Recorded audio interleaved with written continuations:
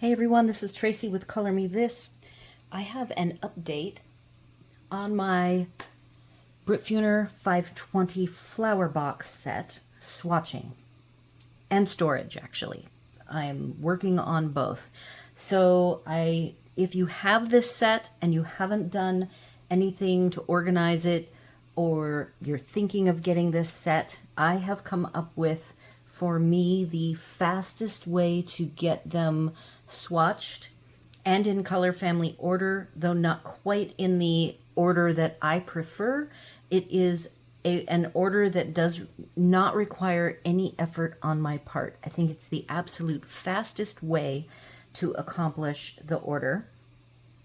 And it uses two key pre-existing out there in the internet resources. The very first resource is that on these pencils is a teeny tiny number that's been stamped on the pencils. I have seen a few people mention the stamp, but didn't know necessarily what it was for or how it worked. So I am going to share with you a pencil. It is number 1, Anise Flower.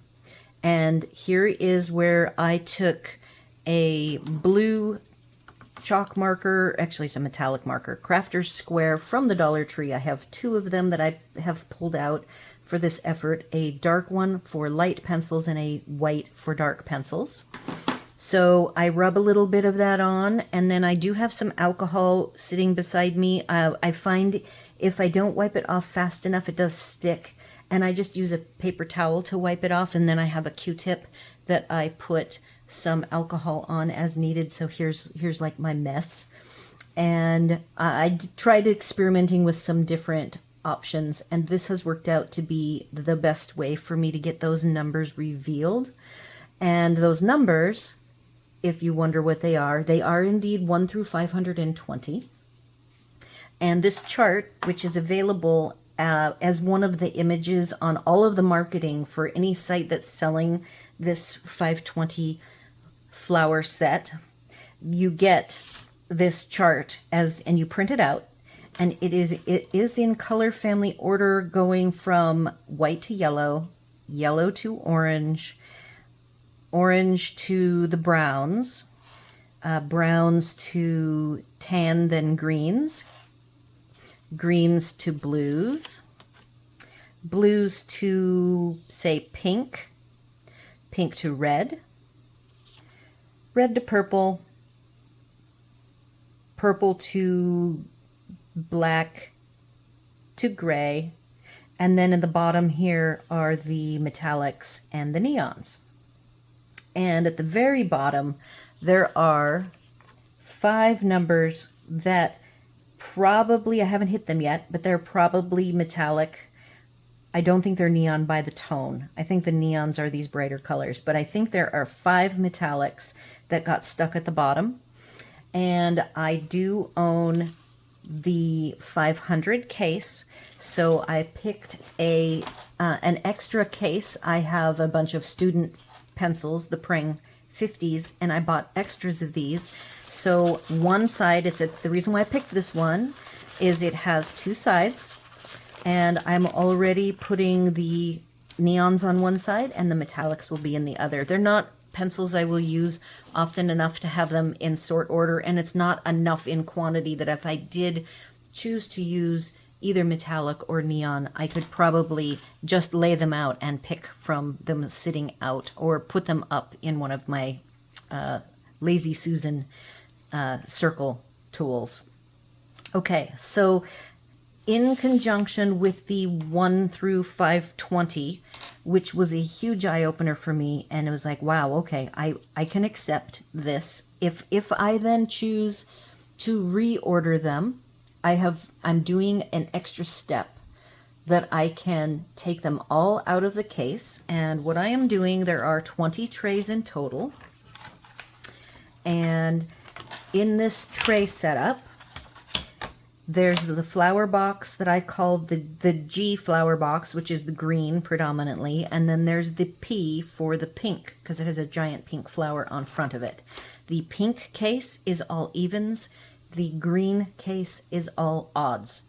So when I take a pencil out, I log what pencil went in what position in the tray. I also put P or G in a corner. Sorry about the noise. These are noisy. They're stiff. And I also put which tray number. So each of the flower boxes has 10 trays. So in the 10 trays, there are, I think, 22. I haven't really identified how many are in each one. I have rotated all of the pencil lettering to the top.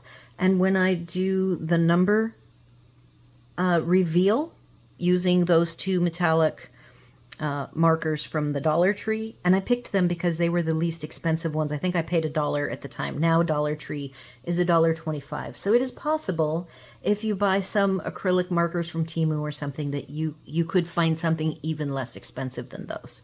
But that's what I've picked, and I reveal in place while the pencils are still in the trays, because I cannot read those numbers even that small. They're just too small. So I have opted to pull out a silver Sharpie, and I am numbering all of my pencils in big numbers closest to this little secret code here on the end, so that I will, for most of the pencil, have access to the number, which is the position that they will go in my storage case that I will share with you in a minute.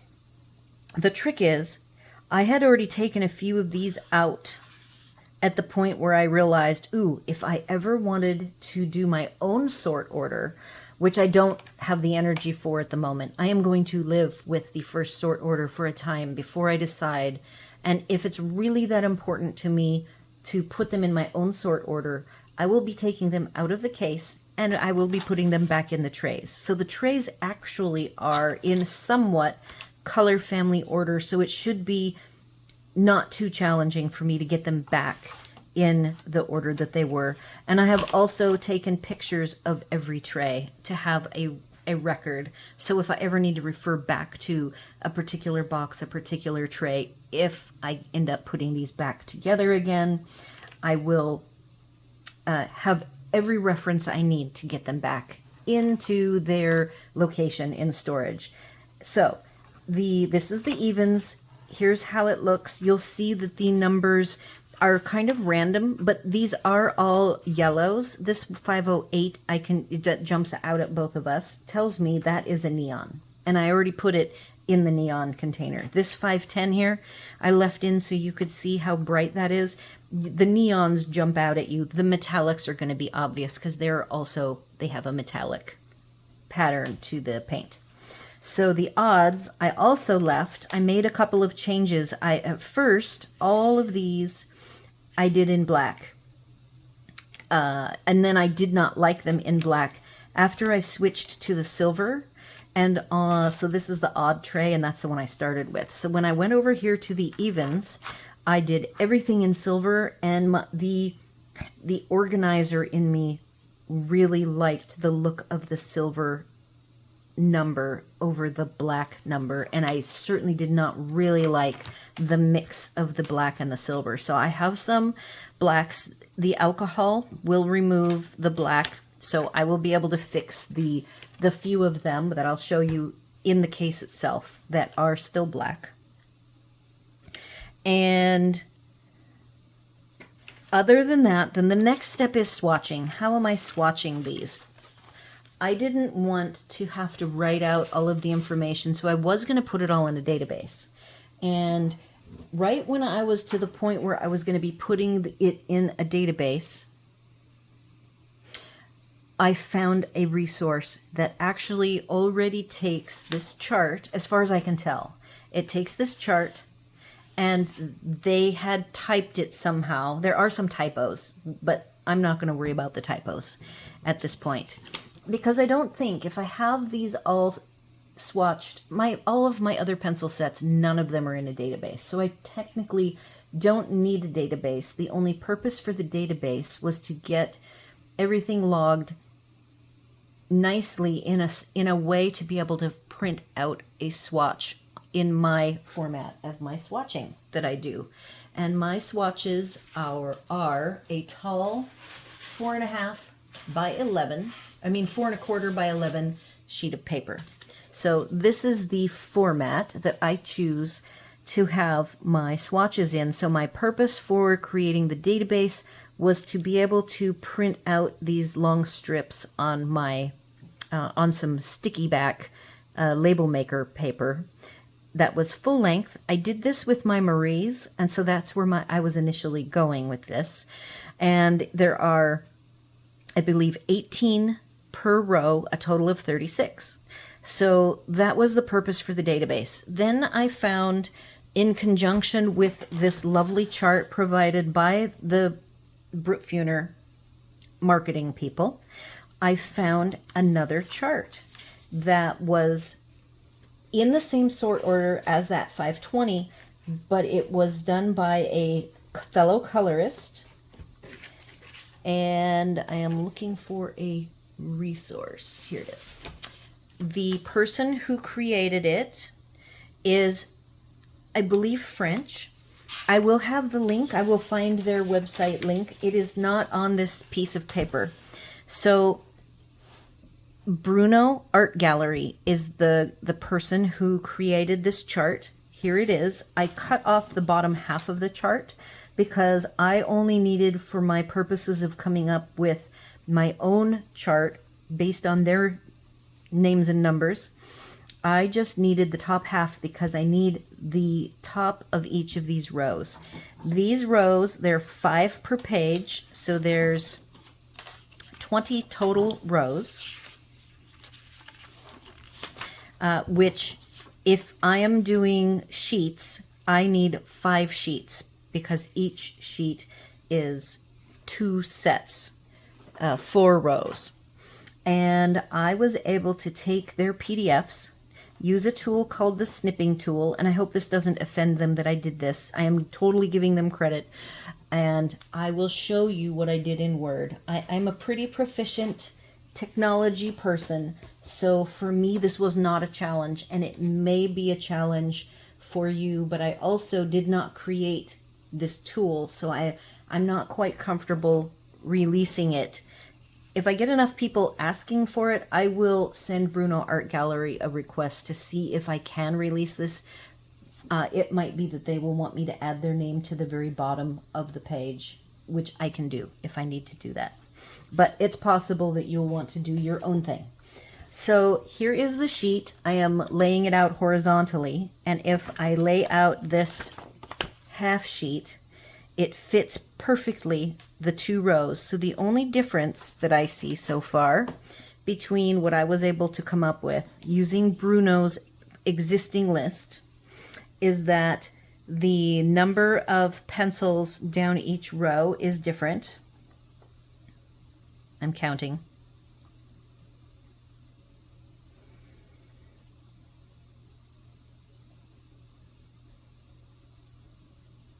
It's 26. So each row, instead of 18 with my existing format, there's 26 per. So that makes it fit very nicely in my format with 10 of these sheets. And the only thing I'm losing in my mind is the swatch area is smaller. And I do have this is a regular hole punch, but I do have a small size hole punch that's for crafting that is, I believe, a little over an 1/8. It's probably 3/16 or something.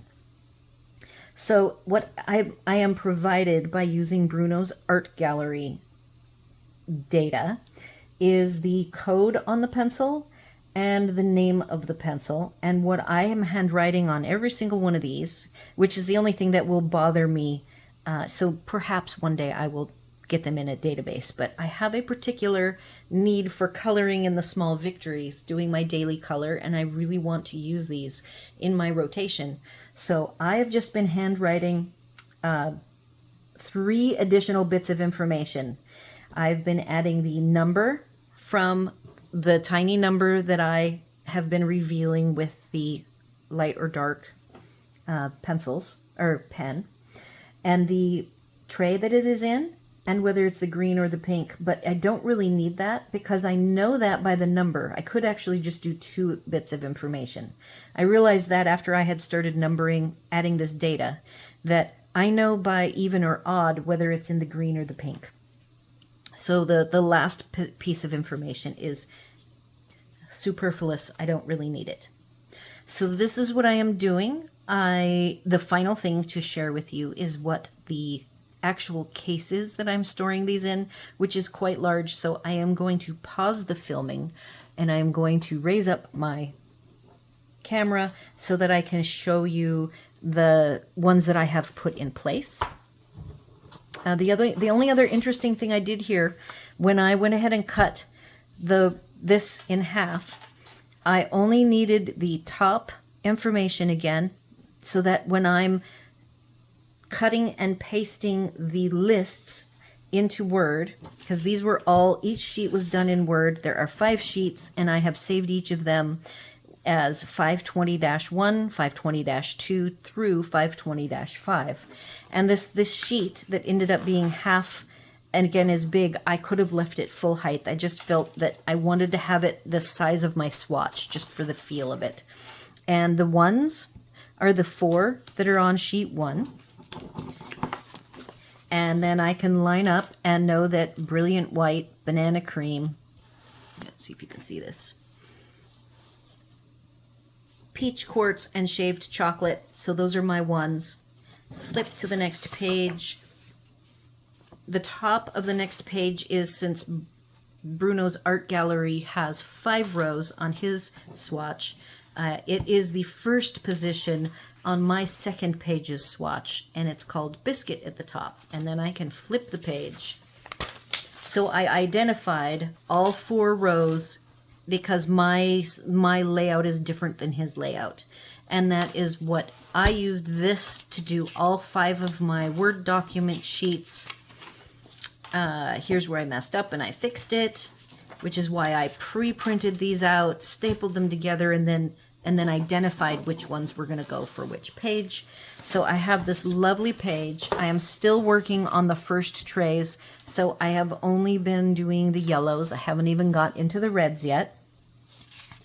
Everything is legible. Because I blew it up quite large, the lettering is slightly blurry because that's how JPEGs work. They don't. I took JPEGs using the snipping tool in in Windows 10. But this is going to make a perfect set of swatches for me.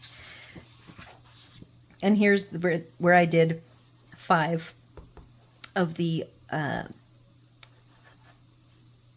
neons, and I have not logged their numbers, I see, so I'm probably going to have to go back through and fix that. I have made a couple of mistakes. As you can see, there's one that still hasn't been fixed. The last thing I did, I don't write on the back of my swatches. They're always clean and empty of any text or anything, but on these, if I get them out of sorts, I will disc bind them, and they will be added to this fat swatch pack that is that thick, and it's going to be way thicker because I've gotten quite a few pencil sets lately. So I numbered these on the back so that when it comes to getting them sorted in order, if they do get out of order, I would just have to flip them over. They will look very different than my other swatches, so I'll know right away just by this typing that these are my Brutfuner 520s. Now I will pause really quick and get the camera set up.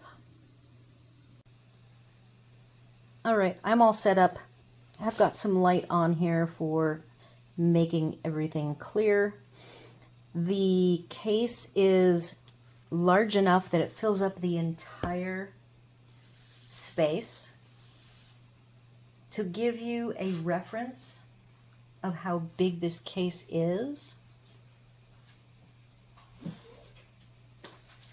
this is the size of my 180, and I would say that the 500 is maybe 4 inches wider all the way around. So it is the standard single slot version of this case. It does have this pocket. The other side doesn't have anything. It does have a handle and then a strap, which I already showed in a haul video. I don't even know where the strap is hiding right now. So it has the 5 zippers. It has 2 rows of pencils for a total of 48 pencils, 2 rows of 24 each. And there is the 3-slot version if you thought that you might be using it for like mixed mediums with markers, because these are the small slots that will only hold pencils or the typical regular gel pen. So here's the page that I was looking at my black pencils, knowing I was going to need to use silver on the darks. So the odds I had already done in black. I did the evens in silver, put them in, and have decided it is worth the effort. I have less than 10 pencils total that still have black Sharpie on them. So I will be cleaning them all to satisfy the organizer in me and having everything look neat and tidy. I did also label, or will be labeling, on each page. The left side here is what I have designated as the top. Right now the pencils are going to all face up so that the direction will be easy for me to read. I have the number 1 on the left and 24 on the right. The bottom has 25 on the left and 48 on the right. And since these pencils are 1 through 500, because remember the metallics and the